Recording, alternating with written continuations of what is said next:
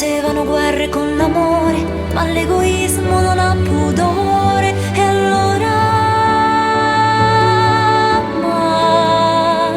c'è la fede che ti prende per mano quando l'uomo diventa nano. E allora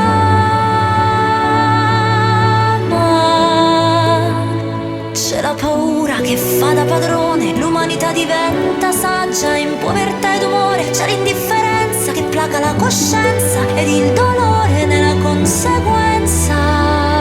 C'è l'interesse e la voglia di potere che innalza l'odio alle più alte sfere. C'è l'umiltà di cui non si ha più traccia. E allora apri le braccia ora che non mi puoi toccare, né baci né carezze mi puoi dare.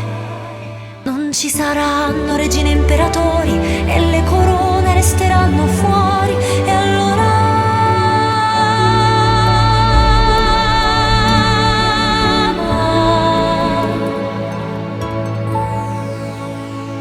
allora stringi la mano ora ad 1 metro di distanza, la misura giusta che fa la differenza. Toccami il cuore e dai senso alla parola amore. Allora stringi la mano ora, ora. Ad 1 metro di distanza,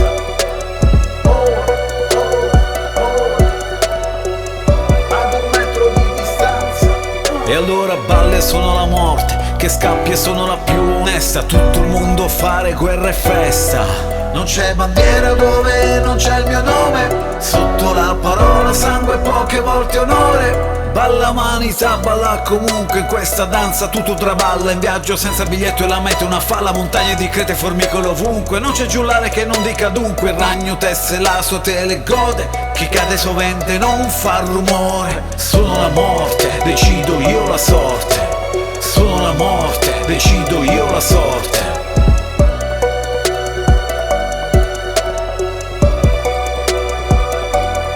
Si fa coronavirus e batteri, il lato oscuro nei propri geni. Non c'è contatto, meglio evitare da lungo tempo. A me pare ipocrisia, benevolenza, furberia senza coscienza. La stretta di mano era un suggello di un patto onesto, oggi maldestro. A debita distanza, solo perseveranza nell'osservanza di quelle sane regole, per timore che la vita duri solo poche ore.